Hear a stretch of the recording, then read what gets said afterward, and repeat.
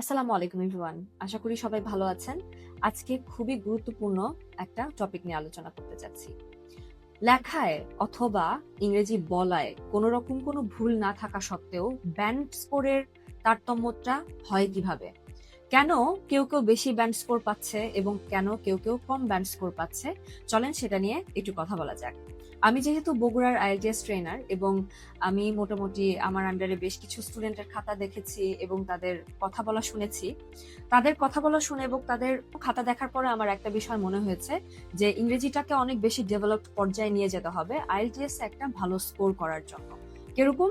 চলেন আপনাদেরকে একটা উদাহরণ দিয়ে বুঝাই। আশা করি উদাহরণ দিলেই আপনাদের কাছে বিষয়টা সম্পূর্ণভাবে পরিষ্কার হয়ে যাবে। প্রথমেই এই ছবিটা দেখেন। এই ছবিটা আসলে দেখে বোঝা যাচ্ছে যে এটা হচ্ছে একটা 5.5 থেকে 6 ব্যান্ড স্কোরের স্যাম্পল অ্যান্সার। কেন? ধরুন কোশ্চেনে যদি আপনাকে কখনো বলা হয় say something about your family and how you spend your time with them, এই সময়টাতে আপনি যদি এরকম কিছু একটা বলেন বা লেখেন যে my family is small, there are 4 people in my family, my father, my mother, my brother and me. My father works in an office and my mother is a housewife. We live together. My family is good and I like them. At night, we eat together and watch TV. I need family because they support me. I love them very much. এখন কথা হচ্ছে একটা জিনিস বলেন তো, এই জায়গাটা থেকে আসলে কোনো ভুল আছে? ভুল দেখতে পেলেন? দেখতে পান নাই। কিন্তু তারপরেও এই লেখাটা লিখলে বা এইভাবে ইংরেজিতে স্পিকিং এ বললে সেক্ষেত্রে ব্যান্ড স্কোর অনেক কম আসবে এবং সেটা কত হবে? সেটা খুব হলে 5.5 থেকে 6। কোনো ভুল নাই তাও। 5.5 বলছি এই কারণে, কারণ এখানে কোনো ভুল নাই, কিন্তু আপনি একটা জিনিস খেয়াল করে দেখেন যে এই ছবিতে যা দেখতে পাচ্ছেন এটা খুবই ছোট ছোট ছোট ছোট লাইনে শেষ করে দেওয়া হয়েছে। কাজে এখানে একজন পরীক্ষক খুব বেশি মার্কস দিতে পারবেন না। কিন্তু এবার এই ছবিটা খেয়াল করেন। I come from a small but very close-knit family and they play an important role in my life. There are 4 members in my family and although we all have busy schedules, we try to spend quality time together whenever possible. One thing I really cherish is our evening routine. After a long day, sitting together, sharing our thoughts, and talking about how our day went really helps end the day on a peaceful note.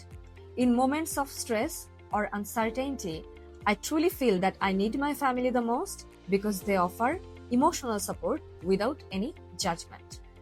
Being with them makes my home feel warm and cozy, and that sense of belonging gives me strength and comfort in my everyday life.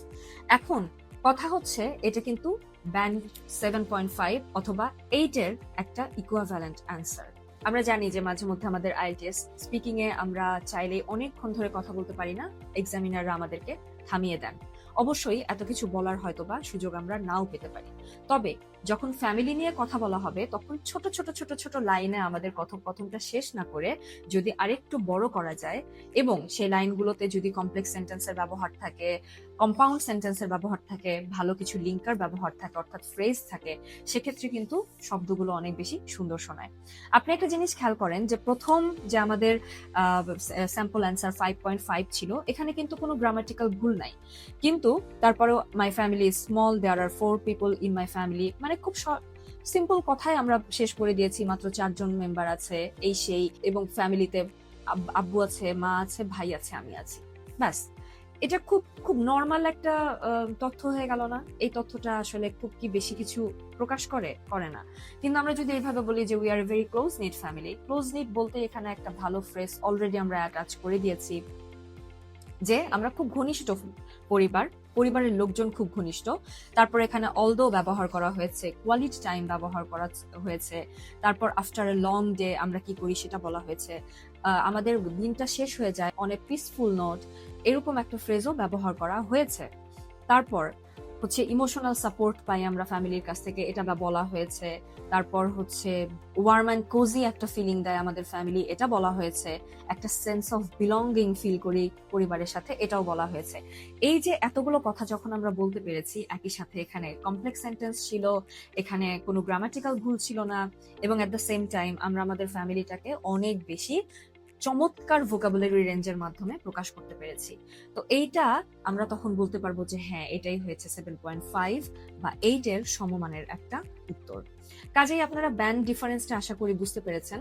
তো আমাদের ক্ষেত্রে এখন যে কাজটা করা উচিত হবে, আমার পার্সোনাল অভিজ্ঞতা থেকে, মানে আমার পার্সোনাল অভিজ্ঞতা এবং আমার টিচিং এর অভিজ্ঞতা থেকেও আমি বলবো, সেটা হচ্ছে যখন কোনো একটা ফ্রেজ আপনি ব্যবহার করছেন বা শিখছেন, সেই ফ্রেজটা আসলে বাস্তব জীবনে প্রয়োগ করেন। যদি সেটা প্রয়োগ না করেন, তাহলে আসলে সেটা খুব একটা ভালো কাজে দিবে না। আমি শিখতেই পারি, আমি অনেকগুলো ফ্রেজ একসাথে শিখতে পারি, কিন্তু সেটা যদি আমি কখনো আমার বাস্তব জীবনে প্রয়োগ না করি, বা আমি যদি খাতায় না লিখি, বা আমি যদি কথায় না বলি, সেক্ষেত্রে আমি 2 দিন পরে ফ্রেজটা ভুলে যাব। আমার ওই ফ্রেজটা শেখার সেরকম কোনো একটা সার্থকতা থাকবে না।